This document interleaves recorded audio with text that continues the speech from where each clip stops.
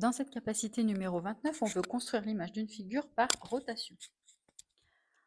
Construire le triangle A'B'C' qui sera l'image du triangle ABC par la rotation de centre O et d'angle 90 dans le sens anti-horaire.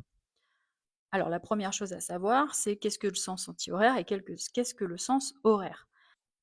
Le sens horaire, c'est quand tu tournes dans le même sens que les aiguilles d'une montre, donc ça c'est le sens horaire. Et le sens anti-horaire, c'est bien sûr quand tu tournes dans l'autre sens. Il faut donc faire tourner ce triangle ici avec un angle de 90 degrés par rapport à O et dans le sens anti-horaire, donc dans ce sens-là. Qu'est-ce que ça donne? Alors, j'ai utilisé le papier calque ici, donc j'ai décalqué le triangle ABC. Et donc l'idée c'est de faire tourner autour de O et d'un angle de 90 degrés, donc on va être à peu près comme ça. Alors, comment je vais savoir pour mon angle de 90 degrés? Eh bien, un angle de 90 degrés, c'est un angle droit, donc on va se servir de ça. Tu peux par exemple utiliser une réquerre, ou alors tu peux utiliser ton rapporteur, ça sera la même chose. Dans un premier temps, ce que je te propose, c'est de tracer déjà le segment CO. Je vais prolonger ce segment pour avoir pour être le plus précise possible pour faire mon angle. Donc ça veut dire que finalement, ce que je te propose de faire, c'est de tracer une demi-droite OC. Ensuite, cette demi-droite, il va falloir qu'on lui fasse faire une rotation comme ceci et de 90 degrés. Donc si je prends ma réquerre, je fais un angle droit, et là, je ne sais pas si tu le visualises, mais là on va faire un angle de 90 degrés.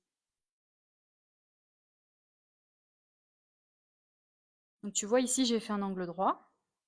Donc concrètement, d'ici à là, j'ai fait une rotation de 90 degrés dans le sens anti-horaire. Il ne me reste plus qu'à prendre cette longueur pour faire la même ici. Donc là, tu peux t'aider des carreaux. Donc là, le point C, il est là. Donc si on fait la même chose pour le point B, moi je vais juste utiliser une autre couleur pour que tu puisses bien voir et pas te mélanger entre tous les tracés que l'on fait. On va tracer déjà une demi-droite au B. Alors là, je fais avec la règle de l'iPad parce que c'est beaucoup plus pratique. Et puis surtout, un angle droit ici sur des carreaux, il n'y a pas forcément besoin de l'équerre pour ce point B. Donc je fais mon angle droit,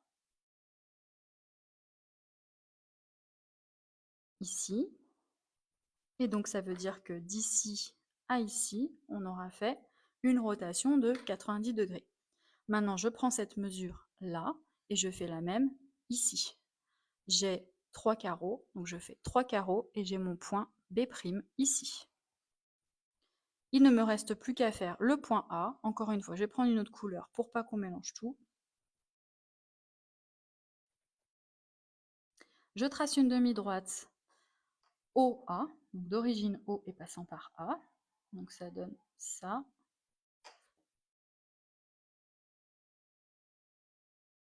Et ensuite, il faut un angle de 90. Donc là, je suis obligée de prendre une équerre. Moi, j'ai une réquerre, c'est la même chose.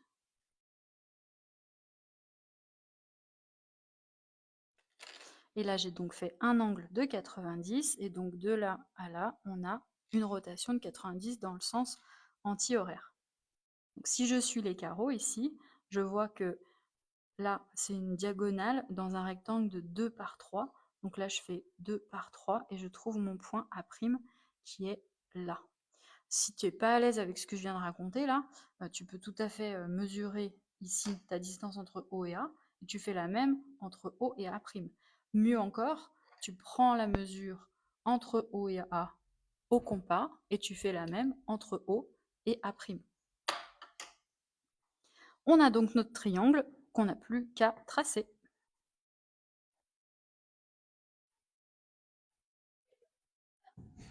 Et voilà, notre rotation de 90 degrés est terminée. On a fait une rotation dans le sens anti-horaire et ça termine cette capacité numéro 29.